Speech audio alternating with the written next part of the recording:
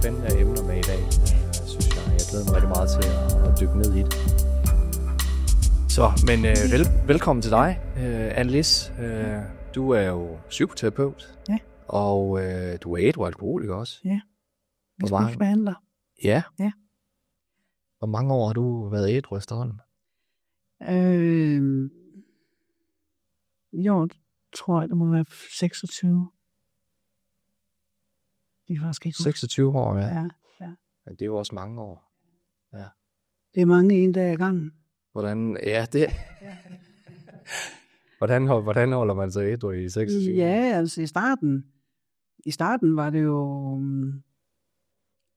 Altså lige præcis det der med en dag ad gangen, ikke? Altså vigtigt for mig, fordi hvis nu jeg tænkte på, at jeg aldrig skulle drikke mere, for eksempel, så var det jo lige til at få det drukket, Ja. tænker jeg. Ja. Jeg tog en dag ad gangen i starten, og så gik jeg til mange AA-møder, som var vigtige for mig. Mm. Og så begyndte jeg at arbejde med trinene. Ja. De 12 trin som en sponsor. Ja. Og hun er en genial sponsor. Ja. Hun guidede mig rigtig, rigtig fint igennem de 12 trin. Fordi det jeg var i Minnesota-behandling. Og da jeg så kom ud fra den behandling, så synes jeg skulle ud og redde hele verden, fordi jeg havde det fantastisk. Ja. Men jeg var godt klar over, det skulle jeg nok ikke alligevel. Nej. Så jeg allierede mig med en sponsor. Ja, hvornår blev du klar over, at det skulle du nok ikke? Ja, det blev jeg egentlig ret hurtigt klar over. Ja. Altså, jeg var godt klar over, at jeg nok ikke var stærk nok til at gå ud og redde hele verden. Mm. Det er jo heller ikke din opgave, kan man sige. Det synes jeg, Du skulle redde dig selv, jo. Det synes jeg, der var dengang. Ja, ikke? Ja. Ikke? Altså, jeg synes jo, at... men det var jo også, fordi jeg fik så meget selv, ikke? Ja. Jeg fik jo så meget. Ja, så du havde lyst til at dele ud af det. Give ud af det, ikke også? Altså, det gør du jo så også i dag, kan man sige. Ja, det gør jeg. Men på et lidt andet grundlag i dag, jo, end dengang. Altså, jeg ville jo rigtig gerne... Og i starten, der kunne jeg jo godt tænke, hvis jeg sådan mødte nogen, som havde det svært, så ville jeg rigtig gerne forklare vedkommende, hvad de kunne gøre for at få det bedre. Mm. Okay? Men man skal selv finde sin egen bund, som man siger, ikke? Og jeg skulle heller ikke komme og belære nogen. Nej, det er jo også det, der er lidt svært, ikke? Fordi tit de mennesker, man så tænker, man gerne vil hjælpe, det er jo ikke altid, de lytter. Nej. De er måske ikke klar til at lytte. Det var jeg ikke i hvert fald, Nej. før jeg selv fandt ud af, at jeg skulle have hjælp. Ja. Jeg var godt klar over, at jeg havde et problem. Ja. Men der er forskel på at have en erkendelse og så acceptere, at jeg ikke kunne styre det. Ja. Stor forskel. Erkendelsen gjorde bare, at jeg fik det dårligere og dårligere, ikke? Men da jeg så fik accepten af, at det her, det kan jeg simpelthen ikke, så begyndte det at virke. Ja. Det er jo egentlig meget interessant, det der med afhængighed, fordi afhængighed kan jo sådan set være mange ting. Altså, eller man kan sige, der er måske mange, der har en idé om, at når man taler om afhængighed, når man taler om misbrug, at det udelukkende handler om stoffer, alkohol, gambling. Men i virkeligheden handler det jo faktisk om adfærd. Ja, det tænker jeg. Ja. Det gør det. Det er jo en form for flugt, ikke? Altså, det er jo en flugt fra det, man synes, der er ubehageligt. Ja. Altså, Ja. for mit vedkommende var det jo på grund af, at jeg var hæmmet. Altså, jeg var generet og så meget op til dem, der bare sådan turde og give los, ikke? Og det kunne jeg jo, når jeg fik noget at drikke, jo. Ja. Så kunne jeg jo det hele. Ja. Så min første oplevelse med alkohol gjorde faktisk, at jeg simpelthen jeg kunne synge, og jeg kunne stå på en scene og spille teater, og jeg kunne nærmest det hele. Så i virkeligheden, så gjorde det jo egentlig bare, at du faktisk kunne være dig selv, eller at du i hvert fald kunne gøre de ting, du måske gerne ville. Det er jo mere det jo, ja. Altså, fordi at jeg jo ikke var lige tilfreds med, jeg var ikke helt tilfreds med, hvordan det var selv. Så derfor så var det jo, altså det handler om for mig, det var jo også ikke det med, jeg ville jo gerne være en anden, end den jeg var. Og det er jo benhårdt arbejde. Du vil gerne være dig selv jo. Jamen, ja. Det ville det ville jeg jo ikke. Jamen, det kan du egentlig godt sige, men egentlig ikke, vel? Altså. Nej, men det er jo meget interessant jo, fordi jeg tror ikke nødvendigvis på, at du gerne vil være en anden. Jeg tror faktisk på, at der var noget inde i dig, som sagde, men det er måske det her, jeg brænder for. Ikke at det er det, jeg kan gøre til en levevej, men det er måske det her, jeg interesserer mig for.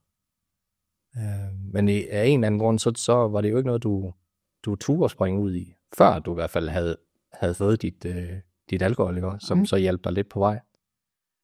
Men det der med adfærden, nu snakker vi om alkoholmisbrug, ikke? Ja. Om alkoholafhængighed. Ja. Men adfærden, det kan jo være mange ting i virkeligheden, ikke? Også at det kan manifestere sig på mange forskellige måder, ikke? Med afhængighedsadfærd. Ja, det kan det. Så er der jo også den selvundertrykkende del af det, og det er jo lidt ligesom det, vi lige snakkede om nu. Tror du i virkeligheden, at du har undertrykt dig selv lidt på et meget, meget tidligt tidspunkt? Er det det, der har gjort, at du endte ud i din afhængighed? Jamen, nej, det er jo egentlig ikke i tvivl om, vel? Altså, fordi at jeg jo har været generet. Altså, jeg har jo ikke... jeg vil gerne være ligesom min storesøster, for eksempel, ikke? Altså, Ja. hun... jeg kan huske, hun skulle spille Pippi Langstrømpe til noget skjoledilettant. Og det gjorde hun jo fantastisk. Og så ville mine forældre jo også sige, at det skulle jeg også være. Det var en stor fiasko. Altså, jeg kunne slet ikke være Pippi. Altså, det var jeg slet ikke. Men det ville jeg gerne være. Ja. Ikke? Så det har det betydet. Det er jeg da helt sikker på, at det har. Så for at du kunne gøre de ting, Ja. så følte du, at du var blevet nødt til at drikke, fordi du fandt ud af, at når du drak, så kunne du bedre give dig hen i de her ting. Ja, altså jeg første gang, som sagt, da jeg smagte alkohol, der kunne jeg det hele. Så jeg fandt ud af, at det var fantastisk. Ja. Og det var det jo også i mange år. Så det gav jo en eller anden form for glæde til dig, fordi nu kunne du pludselig gøre de ting. Det var jo faktisk måske en form for befrielse af din afhængighed. Eller det, der blev til en afhængighed, det blev jo sådan set din befrielse på en eller anden måde. Ikke? I hvert fald på den korte bane. Ja. Men hvor det jo så på den lange bane har en masse konsekvenser. Det havde det til sidst. Ja, ikke? og det er jo det, der er så forfærdeligt med afhængighed. Ja. Hvordan oplevede du det? Altså det var jo, som jeg sagde, det var jo rigtig fantastisk i flere år. Ikke? Ja. Og så pludselig, så begynder det at blive noget, som jeg fuldstændig, altså totalt kontroltab, ikke? Altså, og jeg drak jo ikke på arbejde, som så at sige næsten alle siger, når de kommer i behandling. Pas mit arbejde. Ja. Ikke? Men det begyndte at få nogle konsekvenser. Og hvad det gjorde, at jeg lige pludselig fandt min bund, det ved jeg faktisk den dag i dag ikke. Jeg ved bare, at jeg på et tidspunkt efter temmelig mange år fandt ud af, at nu er det slut. Ja. Så bad jeg simpelthen familien om hjælp, og de tonsede rundt for at finde en masse steder, jeg kunne få noget hjælp, og det endte så med at være Minnesota-behandling. Ja. Som jo fra dag et af, der hjalp det. Altså fra at ikke kunne styre det, hver gang jeg blev fra arbejde, så skulle jeg have noget at drikke. Og så til at simpelthen gå i behandling, og så sige, jeg mistede min drikkesang fra dag et. Det er der jo ikke så mange, der gør. Nej. Men jeg var bare mega klar. Ja, altså. Men det tror jeg også, det er sådan nogle forløb, det kan være meget individuelt. Det er det også. Altså, der er sikkert mange mennesker, der føler, at de har et unikt forløb, ikke også? Og det tror jeg er meget naturligt, at man føler sådan, fordi alle er forskellige. Og det er jo, som vi snakkede om også, det er jo det der med at være klar, ikke? At man virkelig er klar, at det er det bedste tid. Selvom at der findes jo aldrig noget dårligt tidspunkt at gå i behandling på, man skal bare selv ville det, ikke? Men bare lige for at vende lidt tilbage til dig og det der, og det der startede din afhængighed. Noget, jeg synes, der er utroligt interessant, det er det der med det autentiske jeg, ikke? At man er tro mod sig selv. Efter du kommer af med din afhængighed, finder du ind til dig selv? Altså finder du ud af inderst inde, hvem det er, du egentlig er, eller hvem du i virkeligheden gerne vil være? Eller finder ind til dit autentiske jeg? Det der med at lære at sige nej til de ting, man ikke altid har lyst til, og omvendt også ja til de ting, man har lyst til. Altså, at man er tro mod sig selv. Hvordan oplevede du det, da du kom ud af din afhængighed? Altså, jeg oplevede det i hvert fald ikke, det kom på én gang. Nej. Altså, det var jo et arbejde. Ja. Og jeg synes, jeg er kommet et godt stykke. Ja. Altså, perfekt, det bliver jeg aldrig. Men jeg er i hvert fald blevet meget bedre til at være tro på mig selv. Ja. Og jeg tør begynde at sige fra over for ting, som jeg ikke har lyst til. Ja. Altså, og det er i hvert fald i kraft af, at jeg i rigtig mange år gik i AA og arbejdede med de trin der. Fordi de trin gjorde for mig, at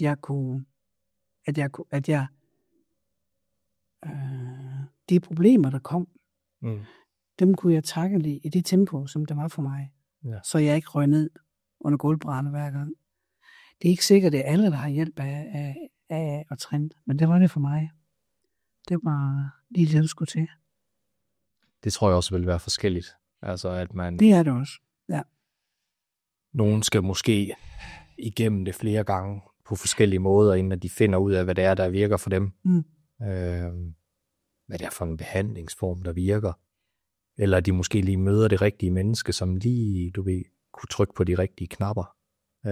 Og så er der jo ikke nogen, der er perfekte. Det er jo ingen mennesker, der er. Og vi lærer hen. Det har også været kedeligt. Ja, det vil det. Men vi lærer hen ad vejen, ikke? Så det der med at komme i mål, det kommer vi nok aldrig.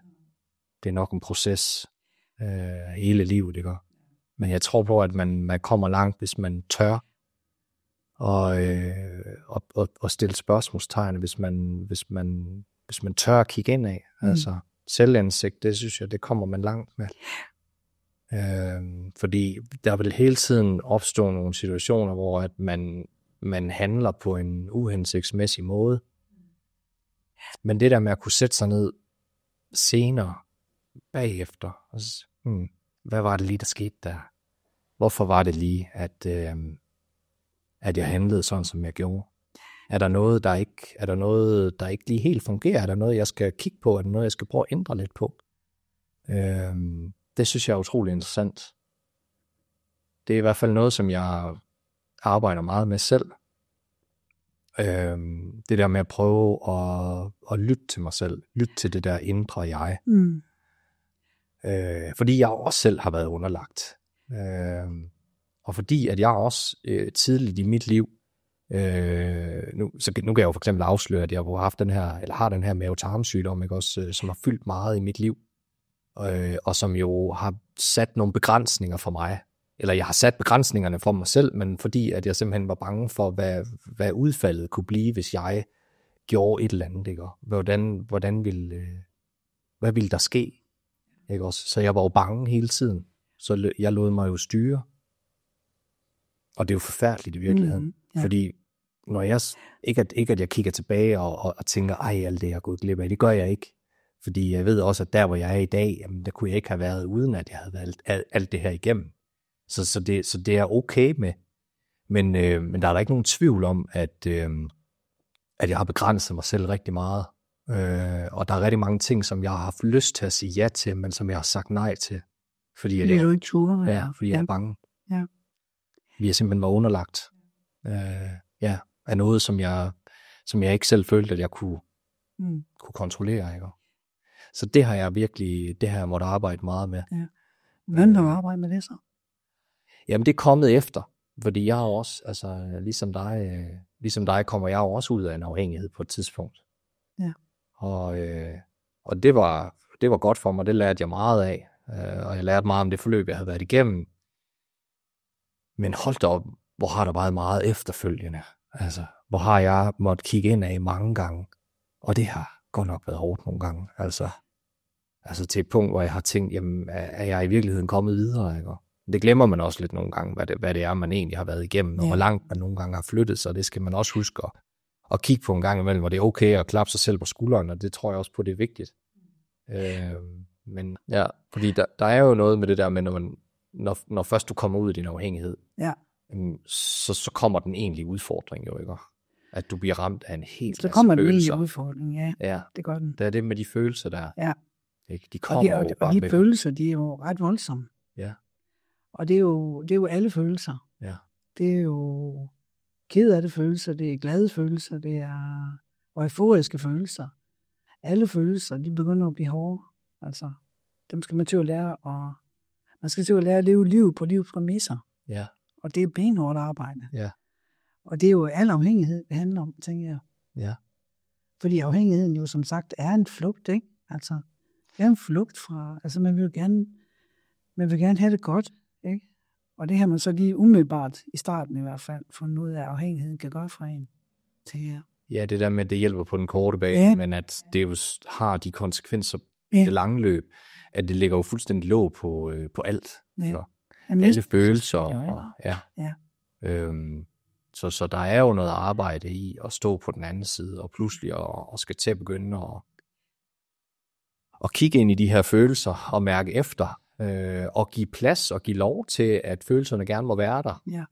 Fordi der er jo ingen mennesker, der er sat i verden for at dulme sig selv gennem tilværelsen. Altså vi bliver jo ramt. Og der vil jo altså opstå situationer igennem livet, som du snakker om livets præmisser. Altså, livet er jo ikke bare en dans på roser. Altså, livet er jo fyldt med smerte også, ikke? Og det er jo en del af livet. Ja. Og den smerte, den har jo sin plads, og den skal jo sådan set også have lov til at være der. Det er jo også en proces, man går igennem, tænker jeg. Ja, det er jo også, altså man ser jo rigtig mange gange, at folk, som bliver afhængige af et eller andet, er jo sådan rimelig sensitive, temmelig sensitive mennesker. Ja. Ikke? Som har svært ved at være i de der følelser, der nu er, ikke? Altså fordi det går ondt. Ja. Det er voldsomt, ikke? Men det er jo nok det er jo nogle naturlige følelser. Ja. Så spørgsmålet er, om vi igen skal tilbage til et eller andet tidspunkt, hvor at de her følelser måske, der ikke har været plads til de her følelser. At man har været nødt til at undertrykke dem, for simpelthen at kunne blive accepteret, og kunne, Tror du det? Ja, det tror jeg. Jeg tror, at det er jo helt klart, at forældre gør det bedste, de kan. Ikke? Ja. Men jeg tror, meget af det kommer fra barndommen af. Ja. Og det kan være påvirkning af forældre, ældre søskende, lærere og klassekammerater. Ikke? Altså, den påvirkning bliver udsat for, ikke? Ja, fordi det er jo der, vi bliver dannet. Ja. Og i den dannelse, der skal jo være plads til, at vi kan folde os ud. Og hvis der så opstår nogle ting, som sådan uhensigtsmæssigt sætter en stopper for den udvikling, det er jo det, der er ret interessant, det er, at små børn, de vil jo altid vælge tilknytning. Ja. Så det autentiske, det vil jo automatisk blive, på et eller andet tidspunkt vil det i hvert fald blive elimineret, ikke også? Hvis at man konstant får at vide, at det man gør er forkert. Ja. Børn har brug for tilknytning, så de vil altid vælge tilknytning. Ja. Og der tror jeg, der allerede der opstår jo et problem, ikke også? Som så kan være grobund for noget værre senere i livet. Ja. I hvert fald nogle store udfordringer, som jo så kan lede til afhængighed, ikke? På grund af den der indre smerte, som man ikke altid lige kan definere, men som man så finder ud af, at okay, der er et eller andet her, der virker. Lad mig lige prøve at dyrke det noget mere, ikke? Fordi det her, det føles godt. Men så kommer regningen bare senere. Ja. Hvis vi skal prøve at lige rykke os lidt videre, så synes jeg jo egentlig, det er ret interessant at snakke om tilbagefald. Fordi der er jo noget i det, som vi lige har snakket om nu, som jeg tror personligt godt kan lede til et tilbagefald. Men hvad er din erfaring med tilbagefald? Altså, er det en naturlig ting at tage et tilbagefald, eller hvad tænker du? Nej, jeg vil ikke sige, det er naturligt. Altså, jeg oplever i hvert fald, at i mange tilfælde, dem der tager tilbagefald, er nok nogen, der måske har glemt at gøre noget. Altså, der skal jo handling på, når man... Ja. Altså, på en eller anden måde er vi jo ikke selv ansvarlige for at få den her sygdom, som afhængigheden. Nej. WHO, de anerkender det jo afhængighed som sygdom, ikke? Ja. Men vi er ansvarlige for at gøre noget ved den, når vi får at vide, hvad vi kan gøre ved den et eller andet sted. Og hvis ikke vi handler på det, så kan det nemt ende med, at vi tager tilbagefald. Eller hvis der kommer lidt for meget stolthed ind, eller for meget benægtelse omkring, at man ikke styrer det her. Men der kan være mange, altså for eksempel kan det også handle om, at familie måske har jaget dig i behandling, ikke? Eller arbejdspladsen, eller andre, der har jaget ind i behandling, at man så bliver trodsig på en eller anden måde. Så der er mange forskellige årsager til Jeg tilbagefald. tænker, det handler om at være klar. Ja. Altså, hvis man er klar, så tror jeg, det bliver meget nemmere. Ja. Ikke? Og så man skal handle på det. Ja. Skal gøre noget. Ikke? Hvis det er, man har problemer, at snakke med nogen om det, eller være med at gå og bære med det selv, altså gøre nogle ting. Mm. Det synes jeg jo er en tendens, vi oplever, at mange, som tager tilbagefald, venter. Og det ved jeg ikke, om det er bevidst eller ubevidst, eller om det er afhængighedens magt, der går ind og tager over. Men at man på et eller andet tidspunkt undervejs i tilbagefaldet, at man ligesom, der er et eller andet, der lige prikker og siger, hey, det er ikke særlig smart, det du har gang i her. Måske skulle du lige række ud til nogen. Men af en eller anden årsag, så er der ikke ret mange, der gør det. Så vælger de at køre den helt ud. Helt ud, hvor det er, at der bare ikke er mere at give af. Ja. Hvorfor det, tror du? Jamen altså, det ved jeg faktisk ikke, men jeg Nej. kunne forestille mig, at det også handler noget om egenrådighed. Altså, Ja. ikke? Altså, Ja. at man tænker, det har jeg styr på. Ja. Ikke? Ja. Så Jeg synes, det er meget svært. Altså, jeg har i hvert fald holdt op med at sige, at den og den tager tilbagefald, og den klarer det ikke, eller den klarer det ikke, fordi det kan man ikke vide. Nej. Så derfor er det rigtig svært at forklare, hvad en tilbagefald er, hvad det kommer af. Ja, ikke? Det er individuelt. Jeg synes, det er svært at forklare. Ja. Men nogen skal også lige tilbage og finde ud af, at det er også rigtigt, det de siger. Jeg har nok styr på det. Ja. Det går måske også godt én gang. Jeg lige prøver. Det går også godt 2 gange. Men lige pludselig så klapper fælden mange gange. Hvis man er afhængig. Ja. Ja, sådan er det jo desværre. Ja. Og det har jeg også selv prøvet. Den der følelse af at sidde og tænke, kunne det ikke godt lade sig gøre, at jeg havde en eller anden form for kontrol over det her. Og den kontrol, den er der jo bare ikke. Altså, så snart man begiver sig ind i det igen, jamen, så går der ikke lang tid, så ender man tilbage, hvor man var. Jeg synes også, det er vigtigt at vide, at der faktisk er forskel på misbrug og afhængighed. Ikke? Ja. Så fordi man kan sige afhængighed, der er det i hvert fald ikke særlig smart at prøve på sit stof igen, uanset hvad det er. Ikke? Men misbrug, alle kan jo komme ind i et misbrug på et tidspunkt, på grund af smerte, på grund af, at man har mistet nogen, eller men man formår at komme ud af det igen. Ja, på en eller anden måde, når de får at vide, at det der, det er ikke særlig smart. Ja, kan du prøve at forklare, hvad den egentlige forskel er på en afhængighed og et misbrug? Fordi jeg tror, der er mange, der blander det sammen nogle gange, at man tænker... Misbrug er jo, misbrug handler jo mange gange om, at hvis man, for eksempel hvis man mister nogen, ikke? Så kan man måske ty til stesolid eller andre stoffer, ikke? Eller alkohol, hash eller whatever, for at komme væk fra den smerte, det er, ikke? Men så er der måske nogen, der så fattige og siger, at det der, det er ikke særlig smart. Og man så lader det være, at man sætter, ikke? Altså, man sætter stoffer, og så kan man godt få et naturligt forhold til alkohol, for eksempel, bagefter, ikke?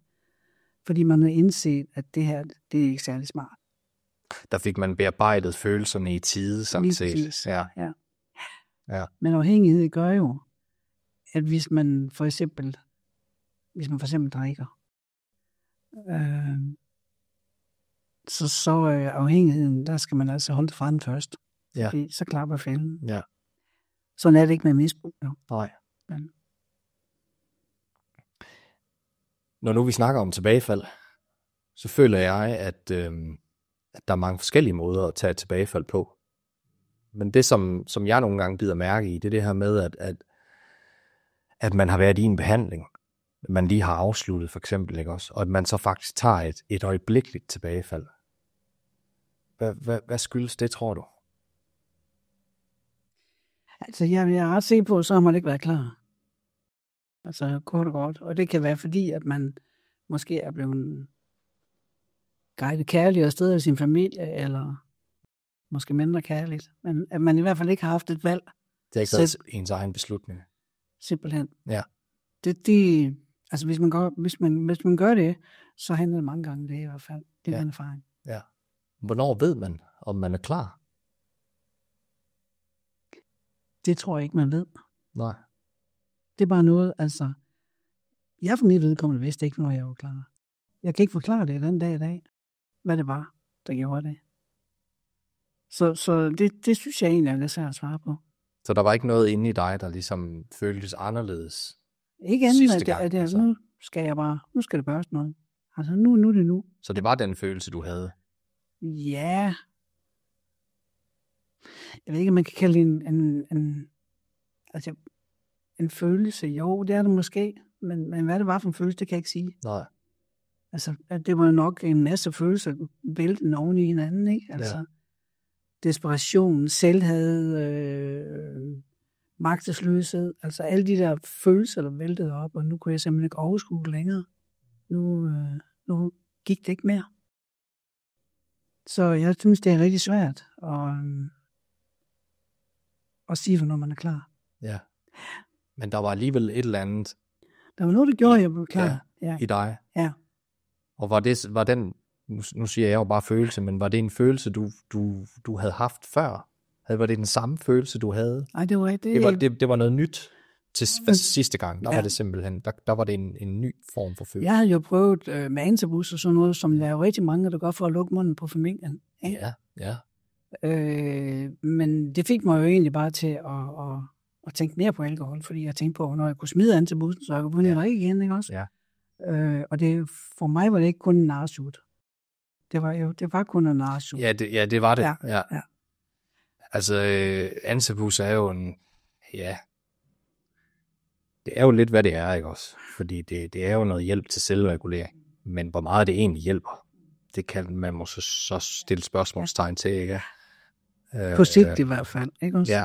Men det er rigtigt, at det er noget, som der er mange, der forsøger sig med, og jeg kunne egentlig godt være interesseret i at vide, eller høre fra nogen, om det egentlig har virket, fordi hvad jeg hører, så virker det ikke.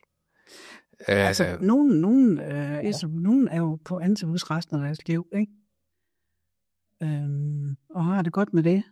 Altså, det ville jeg ikke have det godt med, fordi jeg skulle hele tiden gå og passe på, hvad jeg spiste, så jeg kunne ikke tage en dessert for eksempel med rom i og sådan noget, ikke?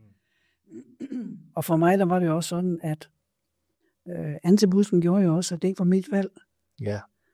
Det var jo rigtig vigtigt for mig, at jeg selv valgte det, ikke? At det ikke var antabussen, der er bestemt. Det er jo også lidt det, jeg tænker, fordi så må det jo ikke, om ikke andet må det jo føles lidt som en eller anden form for straf.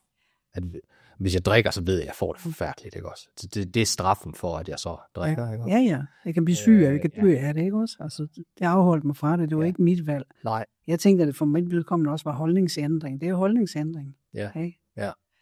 Så det er bedre. For ansvar, ikke? Altså, tage ansvar for mit liv, og nu vil man lægge det over til noget andet, ikke? Altså. Det er en konklusion, man selv skal komme til, at hertil og ikke længere. Jeg tror, der er mange pårørende stadigvæk den dag i dag forlanger, at deres kære skal gå på antabus, hvis det er alkohol, vi snakker, ikke? Ja. Fordi så føler de sig mere sikre. Der kunne jeg jo godt være fristet til at sige, at det er fordi, de ikke ved bedre. At det er måske lidt provokerende sagt, men det tror jeg, det er egentlig meningen, altså det er meningen på en god måde, at det er simpelthen bare fordi, de ikke er velinformeret nok. At det er fordi, de måske ikke er klar over, at hvad det er, der ligger bag, hvor meget arbejde, der egentlig ligger bag, hvor meget der egentlig skal til, for i virkeligheden at komme ud af en afhængighed. Og det er der, hvor jeg tror, altså en ting som antabus, ikke fordi vi skal snakke det helt ned overhovedet, fordi det har sin plads, ligesom så mange andre ting. Men jeg tror ikke, det er det, der ligesom kommer til at være afgørende for, om man kommer ud af sin afhængighed eller ej. Det tror jeg ikke på. Det var det i hvert fald ikke for mig. Nej. Altså, jeg brugte det selv at lukke af munden på familien, ikke? Ja. Altså, og så var de tilfredse. Hvor lang tid virkede? Jeg troede også selv på det. Jeg troede på, at nu havde jeg styr på showet. Men det havde jeg jo ikke. Nej. Ja, hvor lang tid virkede det så? Hvad tænker du på? Ja, hvor lang tid holdt du dem hen? Nå, jamen altså, det gjorde jeg jo indtil, at jeg fandt ud af, at nu skulle jeg i byen på lørdag, eller jeg skulle et eller andet på lørdag, så nu kunne jeg lige smide det igen, ikke? Og så kørte balladen igen, jo. Ja. Men og det er jo, som du siger, ikke også, det er jo et eller andet sted, fordi man ikke er oplyst omkring, altså pårørende, ikke også? Altså, fordi at det jo igen ikke handler om, at det er noget, at man selv har valgt. vel? Altså, det er ikke, altså man tager ikke ansvar for sin del, vel? Nej. Og det er derfor, det er rigtig vigtigt at tage pårørende med i sådan en behandling, tænker jeg. Generelt, altså. Ja, hvis vi nu skulle prøve lige at dreje samtalen lidt over på de pårørende, så har de jo en kæmpe rolle i alt det her. Til dem, som ikke lige ved det, kan du så ikke lige prøve at forklare, hvad er medafhængighed egentlig? Altså medafhængighed er jo, når man lader anden menneskes adfærd påvirke en. Og det vil være så negativ eller positiv. Man er medafhængig, hvis det er sådan, man bliver påvirket af en andens adfærd. Og man kan sige, at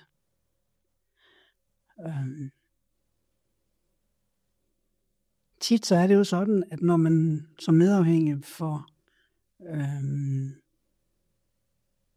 bliver påvirket af en andens adfærd, kan den medafhængige også godt selv få den samme adfærd. Ja. Ja. Ja, det er jo lidt skræmmende i virkeligheden. Altså stort træk, så er det det handler om, ikke? Ja. Ja. Hvornår ved man, om man er medafhængig? Ved man, om man er medafhængig på et eller andet tidspunkt? Eller? Der er ikke ret mange, der vil erkende og indrømme, at de er medafhængige. Nej. Men det er der ikke. Nej. Er det benægtelse, eller er det... Der er meget benægtelse i det, jo også. Ja, det er der. For der er vel også nogen, som ikke når ud i den der medafhængighed, som måske er gode til at passe på sig selv, eller gode til at sige fra.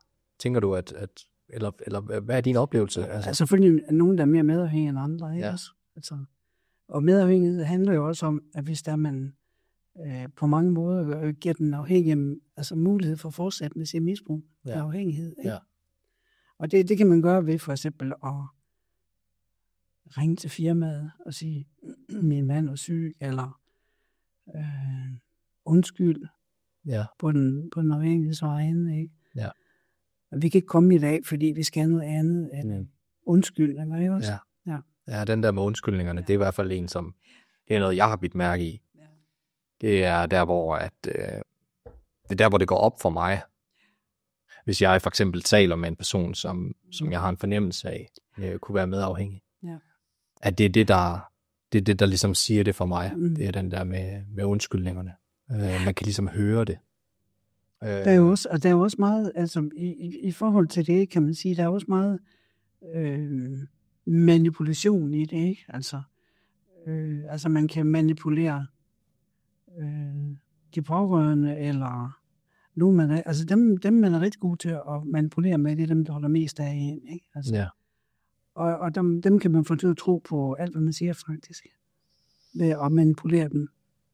Ja. På en anden måde, ikke? Så manipulation har jo faktisk en stor rolle i alt det her. Ja. Og der taler vi jo selvfølgelig om, at det er den afhængige, der er manipulerende over for de pårørende, ikke? Måske ikke af egen fri vilje, men simpelthen for at kunne blive ved med at dyrke afhængigheden, fordi det er det, man har overbevist sig selv om, at det er det, der virker, ikke? Jeg tænker ikke, at det er egentlig ikke er bevidst manipulation. Nej, det tror jeg heller ikke. Det tror jeg så ret i. Ja. Altså, det er ubevidst manipulation, så man kan fortsætte med det, man er i gang med. Ja. Ikke? Ja. Men også for at kunne holde sig selv ud på en eller anden måde, ikke? Altså det der med, at man kan holde sig selv ud i det, man gør, fordi man et eller andet sted godt ved, at måske ikke er helt okay, ikke? Så bliver man nødt til at skubbe dem lidt fra sig. Så bliver man nødt til at manipulere lidt med andre mennesker. Okay, simpelthen for at kunne holde sig selv ud? Ja. Kan du prøve at uddybe det lidt mere? Altså tit så ender det jo med, at det hører jeg i hvert fald rigtig mange gange i mit arbejde, ikke? At man bliver vred, og man bliver negativ, og man bliver trist. Og det er jo mange gange handler om, at man egentlig godt er klar over, at det her, det jeg har gang i, det er, altså jeg mister min selvrespekt. Ikke? Det er ikke særlig smart, det jeg gør.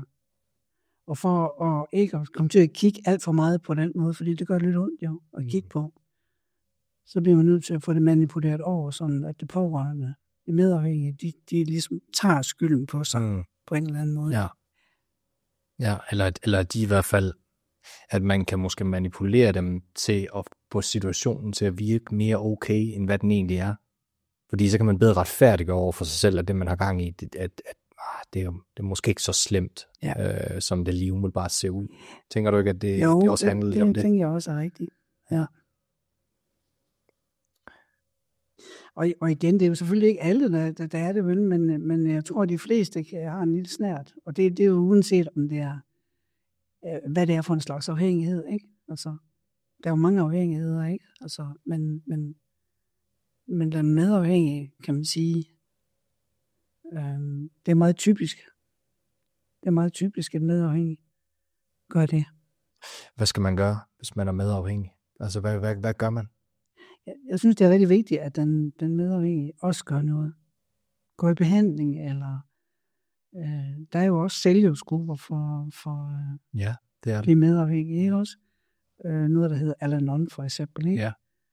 Hvor man kan gå ind og høre andres erfaringer, hvordan de gør, ikke? Altså, der er jo ikke nogen, der ligesom en selvhjælpsgruppe, der er jo ikke nogen, der bestemmer, der er jo ikke nogen, der er mere end andre, vel? Altså, man deler bare erfaring, styrke og håb, som man siger, ikke også? Hjælp til selvhjælp, ja.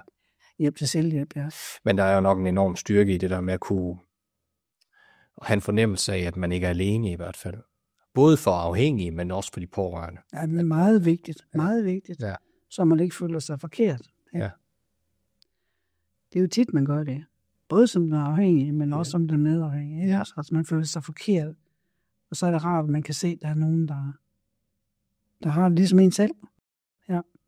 Er det din oplevelse, at det faktisk er det, der virker bedst faktisk for de pårørende, det er at tale med andre pårørende? Det virker rigtig godt i hvert fald, vil jeg sige. Altså det virker faktisk rigtig godt. Men igen, så handler det jo også om, at der er mange pårørende, der ikke tænker, at de har et problem. Men det bliver som regel et problem, hvis ikke man gør noget. Ja, der er mange, der tænker, jeg er i hvert fald ikke medafhængig. Eller jeg passer ikke lige ind i den der kasse. Jamen, altså, nu går vedkommende i behandling, så er alt godt. Ja, det er jo det. Så behøver jeg ikke at gøre noget. Nej. Men hvad er din oplevelse? Hvad sker der, når man som afhængig går i behandling, og man har nogle pårørende, som er så meget modstandere af, at de i hvert fald, at de selv er en del af det? Hvad er din oplevelse? Hvad sker der bagefter? Er det en dårlig cocktail, når de der to ting, de møder hinanden? I mange tilfælde, eller i hvert fald i nogle tilfælde, har jeg oplevet, at hvis vedkommende går i behandling, og den pårørende ikke gør noget, altså hvis det er den pårørende, der har bedt om, at man går i behandling, ellers så vil man forlade vedkommende, og ikke selv gøre noget. Så vedkommende så går i behandling og arbejder meget med sig selv, ikke? Og kommer ud, og hvis ikke den pårørende har gjort noget for sig selv, så er det nogle gange, det ender med, at det er den afhængige, der bliver bedt om at blive skilt. Fordi at der ligesom ikke er altså ansvarlighed, ikke altså? Fordi nu er den afhængige at være i behandling, og så begynder at tage ansvar, ikke? Og det vil sige, hvis den pårørende ikke gør det, så bliver det ulige fordelt, ikke også? Ja, hvad sker der? Handler det om noget forståelse, eller hvad handler det om? Det handler jo om det der med at tage ansvar, ikke? Altså, det handler om ansvaret. Det tænker jeg, det gør. Ja. Altså, det er i hvert fald min oplevelse, ikke også? Ja. Altså, det er det der med at tage ansvar for sine handlinger, ikke også? Ikke? Ja, og for handlingerne og følelserne måske. Ja. Og det ved jeg ikke med følelserne. Altså, det er jo igen det der, det er rigtig svært med følelser, ikke? Altså, ja, det er ikke? Ja. Men i hvert fald for handlinger, ikke også? Ja. Hvis nu vi har en, der sidder og lytter med, som er i en situation med en afhængig person, som simpelthen bare ødelægger alt, både for sig selv, men også for de pårørende. Hvad vil du sige til de pårørende? Hvad vil du sige? Hvor er det, de skal gribe ind? Hvad er det, de skal gøre for at komme videre fra den her situation? Altså, jeg vil jo selvfølgelig helt klart sige, at der er jo ikke ret mange mennesker, der gør noget af deres problemer, hvis ikke der er nogen konsekvenser. Nej. Så konsekvenser er jo rigtig vigtige. Og det kan jo være for eksempel, hvis ikke du stopper med det, så går jeg fra dig. Eller konsekvensen kan være, at man bliver fyret fra sit arbejde. Altså, tit så er det jo sådan, at der er mange mænd,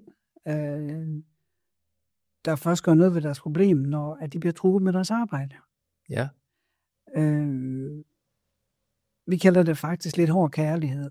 Ja. Fordi det er jo kærligt. Det er jo mere kærligt at være konsekvent, end det er bare at finde sig i hele tiden. Men det er også rigtig vigtigt, at man forstår, at uanset hvad man som medafhængig gør, hvis man vil tage sit stof, hvis man vil tage stoffer, så gør man det. Hvis man vil drikke, så gør man det. Ja. Det er ikke nogens skyld. Det er kun den afhængige, der er ansvarlig for det. Ja. Og det, altså det der med, at man ikke har nogen skyld som pårørende, er faktisk noget, jeg oplever, at man er rigtig glad for at få viden. Fordi man jo i mange tilfælde prøver på at gøre en hel masse ting. For at tækkes den afhængige, ikke også? Ja. Altså, hvis nu jeg lader være med at sige sådan, eller hvis nu jeg lader være med at gøre sådan, eller hvis jeg gør sådan, så lad det nok være. Ikke? Ja, så bliver det bedre. Så bliver det bedre, ja. Det er også min opfattelse, at de pårørende tit vil, men også ofte har gået rigtig, rigtig langt for at prøve at finde en løsning, for at prøve at få det til at fungere, for at prøve at slippe ud af det der jerngreb, som afhængigheden den har. Ja. Men min opfattelse er også bare tit, at det, som de har forsøgt, det har ikke virket. Man prøver mange gange også som pårørende på at skjule det for omverdenen. Man skammer sig jo, ikke? Ja. Altså den afhængige og den medafhængiges adfærd minder jo meget om hinanden, ikke? Prøver begge to på at skjule det og skammer sig over det, og der er mange lighedspunkter i det. Sagde du det der med arbejdet? At det var nogle gange arbejdet, der skulle til, at det var en truslen om at miste sit arbejde. Altså, det er rigtig mange mænd. Altså, for mænds vedkommende er min erfaring, ikke? Handler det om noget identitet, eller hvad? Det gør det. Ja. Det er jeg ret sikker på. Det handler om identitet, og så også om at økonomien, ikke? Altså, det er penge, ikke også? Ja. For kvinders vedkommende, der er det mere sådan det følelsesmæssige. Okay. Du får ikke dine børnebørn at se, hvis ikke du stopper, eller et eller andet. Men og det er faktisk meget tit, der sådan. Det er jo egentlig lidt interessant, fordi det er jo måske også en indikation af, hvad det er for nogle knapper, man skal trykke på, når det er. Altså man kan sige, som pårørende kan man jo ikke bestemme, om den afhængige skal miste sit arbejde. Det er jo kun arbejdsgiveren, der kan bestemme det, ikke om. Men, så den er måske lidt svær. Og der tror jeg nogle gange, at man som pårørende vil prøve at gribe fat i nogle af de her lidt mere følelsesmæssige ting. Sådan noget som at, prøv at høre, jeg kan ikke være sammen med dig mere, hvis du fortsætter det her, fordi jeg kan ikke holde ud at være i det. Men det er din opfattelse, at det ikke altid det virker. Nej. Det gør det ikke altid. Altså, nogle gange, så kan en mand godt tænke, I'm okay, altså føle sig uretfærdigt behandlet, ikke? Altså, det er måske også bedre, fordi så behøver jeg ikke gå og have dårlig samvittighed, og så kan jeg drikke en øl, hvis jeg har lyst til det, eller et eller andet, ikke? Ja. Hvad er det for et mindset, en pårørende har? Altså i sådan en situation, fordi man kan jo godt sidde udefra og tænke, hvad er det, der sker? Altså, der er en person her, som tit bliver behandlet dårligt, som bliver manipuleret. Ofte ubevidst jo, ikke? Men derfor er det stadigvæk en kendsgerning af de her ting, de foregår. Og så kan man sidde udefra og tænke, hvorfor kan de ikke se det? Hvad er det lige, der sker her? Kan de ikke bare sige, det gider jeg ikke mere det her, eller hvorfor gør du det der, eller hvad er det? Kan du prøve at forklare det? Altså, hvad er det, der foregår?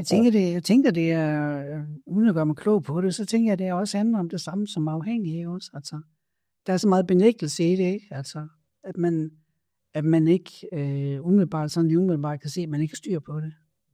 Ikke? Fordi jeg tror også på, altså pårørende skammer sig også, ikke? Altså, det er nok noget, jeg gør forkert, eller det er også flov, at vedkommende tiger sig på den måde, eller, altså, jeg tænker, det handler meget om benægtelse også. Der ligger noget, det er en fiasko, eller hvad, simpelthen at give op på det? Ja, eller hvad, det er som familie, ikke også? Ja. Altså, for eksempel, ikke? Ja. Så man vil gå igennem ild og vand, simpelthen for at få det til at fungere. Altså, det tror jeg på, det der med at gå igennem ild og vand, for et menneske, man elsker, det er jo en stor ting, men jeg synes, man skal passe på med ikke at gøre det for enhver pris. Men man skal have sig selv med i det også. Og det er jo det, som jeg nogle gange snakker med pårørende om, som er i sådan en situation. Det er, jamen, husk også lige at tænke på dig selv. Fordi jeg ved godt, du gerne vil hjælpe den her person. Og det er jo, du har et stort hjerte. Altså, du vil gerne hjælpe. Du vil gerne hjælpe andre mennesker, som ikke har det godt. Men du skal ikke gøre det for enhver pris. Det skal jo ikke være, du skal jo ikke gå ned med flaget. Nej. På grund af det her. Så det er hårdt, men det er bedre, at du måske trækker dig i nogle tilfælde. Det er i hvert fald vigtigt at forstå, at hvis det er sådan, man stiller en konsekvens op, så skal man også udføre den, ikke? Ja, det er jo det. Så skal man ikke gøre det. Nej, fordi det der med de tomme trusler. Det er tomme trusler, og jeg tænker, der er ikke noget endegyldigt svar på, hvordan man skal gøre. Altså det handler om, det er jo at tage ansvar. Ja. Begge sider. Den afhængige og den medafhængige tager ansvar for sig selv og sine handlinger, tænker jeg. Hvad er det, der sker med de der tomme trusler der? Hvad er det for nogle konsekvenser, det har? Jamen, så tænker man jo, okay, de truer, men der sker ikke noget, så jeg fortsætter det, ikke også? Ja. Ja. Så med de ord, så tror jeg, at vi skal runde af for den her gang. Men det har været super fedt at have dig med, Annelise. Og man kan godt mærke, at du har rigtig meget erfaring med det her. Det er noget, du har arbejdet med. Og du har arbejdet med det på egen krop. Og du har arbejdet med andre. Så tak for det. Og tak fordi du vil være med. I det her første afsnit af forhåbentlig en lang serie. Den her podcast-serie, støttet af Det Gode Liv, som hedder Vi taler afhængighed. Hvor vi prøver at komme omkring rigtig mange emner, som berører sig i afhængighedens verden. Og som er utrolig vigtige, og som jeg tror mange mennesker kunne få gavn af at høre om. Så tak fordi du var med i dag. Tak for det. Jeg gjorde det bedste, jeg kunne. Det var super godt. Ja. Tak.